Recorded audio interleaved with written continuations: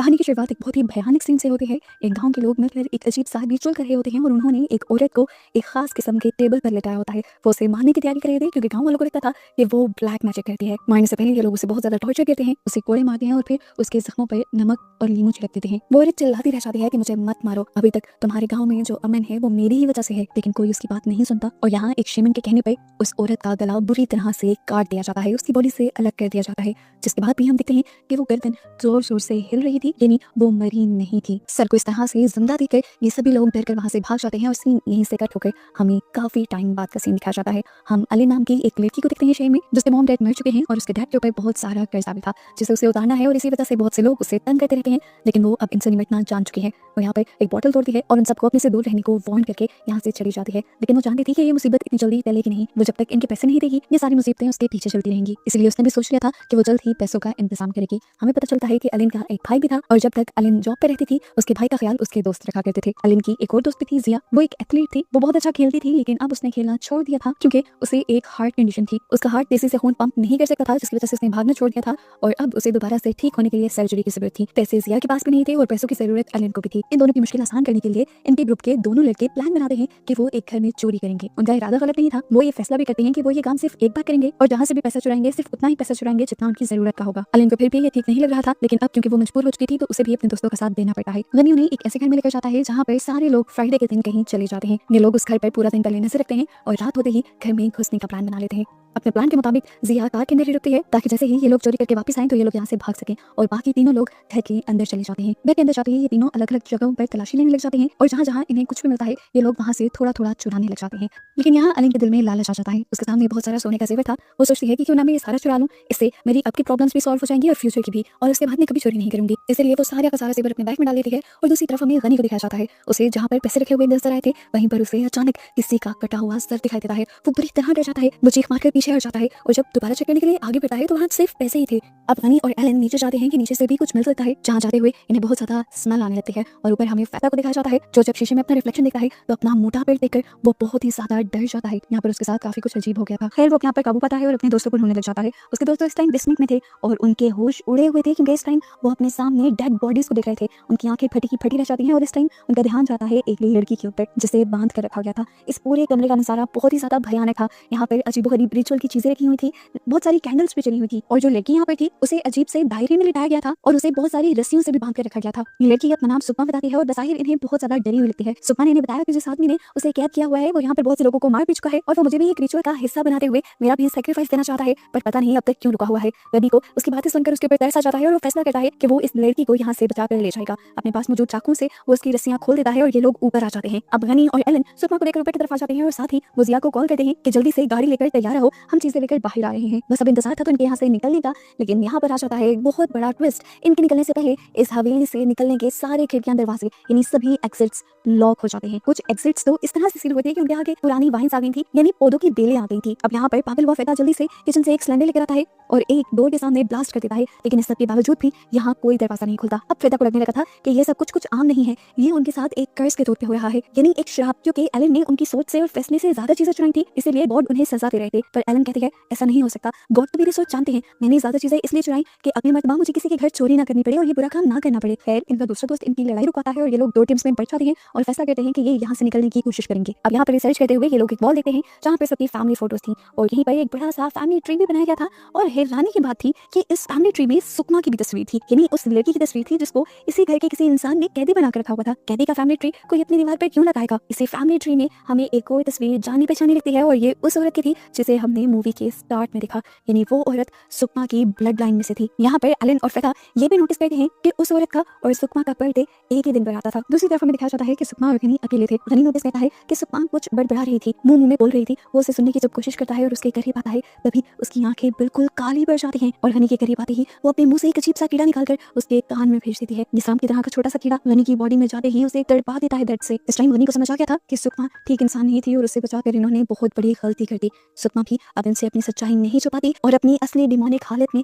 इनके सामने इन्हें धमकी देती है कि तुम लोगों को यहाँ नहीं आना चाहिए था और अब तुम लोग यहाँ से कभी नहीं जा सकते। उसकी बातें सुनकर गनी चिल्लाने लग जाता है और गनी के दोस्त भी उसकी आवाज़ें सुनकर उसके करीब जाते हैं। जैसे ही फेता गनी के सामने जाता है तो यहाँ पर गनी की हालत बिगड़ने लगती है। उसे फेता के अंदर सुकमा नजर आने लगती है, वही लड़की जिसने उसे दर्द में डाला था। अपने आप को बचाने के चक्कर में वो उसी के ऊपर हमला कर देता है, ये जाने बगैर कि ये उसी का दोस्त है। फेता भी समझ गया था कि गनी इस टाइम होश में नहीं है, इसीलिए वो अपनी जान बचाकर यहाँ से भाग निकलता है। दूसरे रूम में जाने पर हमें दिखाया जाता है कि अब फेता की भी हालत ठीक नहीं रही थी। वो अचानक से नीचे गिर जाता है और उसे छत पर बहुत सारे वैसे ही कीड़े दिखाई देते हैं जैसे गनी के कान में गए थे। कोई चीज उसे भी पोजेस कर लेती है और वो होश में ही नहीं रहता, यहाँ तक कि वो अपने आप को ही मारने पर तुल जाता है। जिसके बाद छत पर दिखने वाले सारे कीड़े उसी के ऊपर गिर जाते हैं और आखिर ये होता है कि फेता मारा जाता है। दूसरी तरफ हमें जिया को दिखाया जाता है जो काफी देर से बाहर इनका इंतजार कर रही थी, लेकिन जब कोई भी बाहर नहीं आता तो वो खुद वॉकी टॉकी लिए इस हवेली के दरवाजे के करीब आ जाती है। वॉकी टॉकी में फेता उसे आंसर कर रहा था, हालांकि वो तो मर चुका था। अगले ही सेकंड ये मिस्ट्री खुल जाती है कि आखिर फेता की आवाज में उसे आंसर कौन कर रहा था। वो सुकमाई थी जो इस टाइम पेड़ से उल्टी लगाकर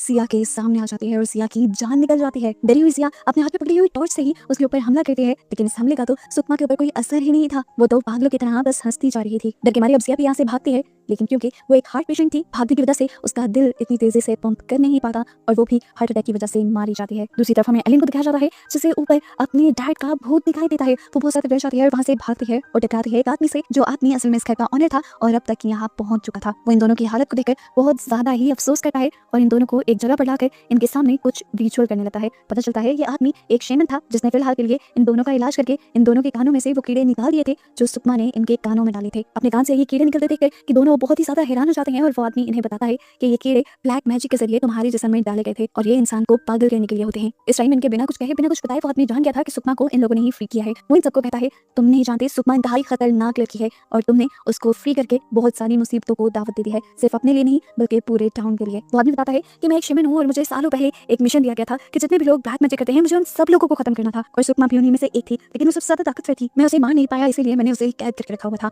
एलिन और गनी दोनों को ही उसकी बातों पर यकीन नहीं आता, तो वो आदमी गुस्से में उन दोनों के मुंह पे हाथ रखता है और एक रिचुअल करते हुए उनके दिमागों को पास्ट में ले जाता है। और हमें अब यहीं से वही सीन दिखाया जाता है जहाँ से मूवी स्टार्ट हुई थी, जहाँ पर बहुत सारे शेमन्स ने मिलकर उस औरत का सर काटा था और वो सर हिल रहा था। इस टाइम हमें दिखाया जाता है कि वो सर सिर्फ हिल नहीं रहा था बल्कि बोल भी रहा था। वो लड़की, वो औरत सच में एक विच थी, वो ब्लैक मैजिक किया करती थी और उसने अपने ब्लैक मैजिक से ही ये पावर्स हासिल की थी कि उसे कभी मारा नहीं जा सकता। वो इमॉर्टल हो गई थी। हाँ, उसकी जो बॉडी है वो मर सकती है, लेकिन वो बार बार अपनी किसी ब्लड लाइन के जरिए दोबारा इस दुनिया में आ सकती है। यहाँ पर ये शेमन उन्हें दिखाता है कि सुकमा भी उसी की ब्लड लाइन की एक लेडी है और सुकमा के अंदर अभी भी उसी विच की सोल है, इसी वजह से उसे मारना नामुमकिन है। हाँ, बस उसे कमजोर किया जा सकता है जो इस टाइम तक इस आदमी ने किया हुआ था। ये लोग उससे सवाल करते हैं कि आपने आखिर उसे कमजोर कैसे किया। वो बताता है कि जब मैं यहाँ आया तो मैंने देखा कि उस विच के बहुत से फॉलोअर्स थे जो उसे उसी की ब्लड लाइन यानी सुकमा के जरिए दोबारा जिंदा करना चाहते थे। मैंने आकर उन सब लोगों को तो मार दिया, लेकिन मैं उनका रिचुअल बंद ना कर पाया और उस विच की सोल सुकमा के अंदर जिंदा हो गई। एलन उसे सवाल करती है आखिर कोई तो रास्ता होगा उसे मारने का, तो ये शेमन बताता है हाँ एक रास्ता है, एक सॉर्ड है ऐसी जो इस विच को हरा सकती है, लेकिन मुझे आज तक वो सॉर्ड नहीं मिली।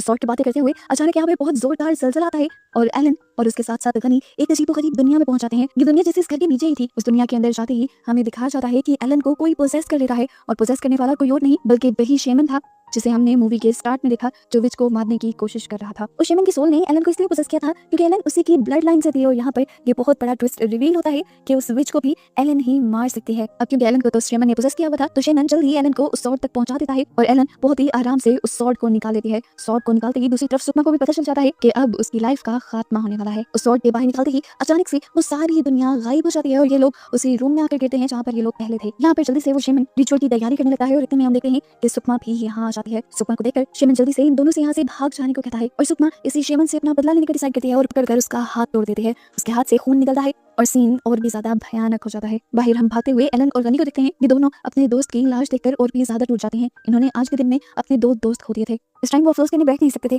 अपनी जान बचाने के लिए वो आगे भागते हैं और तभी हमें दिखाया जाता है कि सुकमा यहाँ मरे हुए सभी लोगों को ज़ॉम्बीज बनाकर जिंदा कर देती है और फिर एलन और गनी के पीछे भगा देती है। यहाँ पर हमें दिखाया जाता है कि इनका दोस्त फेता भी ज़ॉम्बी बनकर एलन के ऊपर हमला कर देता है। एलन उसे मारना नहीं चाहती थी क्योंकि वो उसका दोस्त था। यहाँ पर हमें दिखाया जाता है कि इनका दोस्त फेता भी गनी के ऊपर हमला कर देता है। गनी उससे लड़ नहीं पा रहा था क्योंकि उसके सामने उसका दोस्त था, लेकिन ये तो वो समझा ही नहीं कि उसका दोस्त भी अब उसकी दुश्मन की पार्टी में है। दूसरी तरफ सुकमा भी अब बाहर आ जाती है और यहाँ पर एलन जो यहाँ से भागने की तैयारी कर रही थी वो सुकमा को देखते ही गाड़ी उसके ऊपर चढ़ा देती है और फौरन गाड़ी से निकलकर गनी को बचाने के लिए भागती है, लेकिन अफसोस कि वो अपने दोस्त को बचा नहीं पाती और इतने में ही पीछे से सुकमा भी अपने आप को छुड़वा लेती है। दोबारा जिंदा होकर एलन के सामने आ जाती है। एलन के हाथ में इस टाइम वही स्वॉर्ड थी। वो स्वॉर्ड से सुकमा के ऊपर हमला करने ही वाली थी, पर सुकमा ने अपने आप को उसके डैड की शक्ल में बदल दिया। एलन अपने डैड के ऊपर तो हमला कर ना पाई और सुकमा ने उस स्वॉर्ड को पकड़ना चाहा, लेकिन क्योंकि वो एक होली स्वॉर्ड थी तो सुकमा उसे पकड़ ही नहीं पा रही थी। उसके हाथ से वो स्वॉर्ड गिर जाती है और एलन अब उस स्वॉर्ड को उठाकर उसके पेट में कई बार हमला करती है और आखिर उसका सर भी काट कर उसे मार देती है। आखिर वो विच सुकमा की बॉडी में एक और मर्तबा मर गई थी। अब तक के लिए फाइनली ये खतरा खत्म हो गया था, लेकिन हमेशा के लिए नहीं, क्योंकि सुकमा के अंदर जिस विच की सोल थी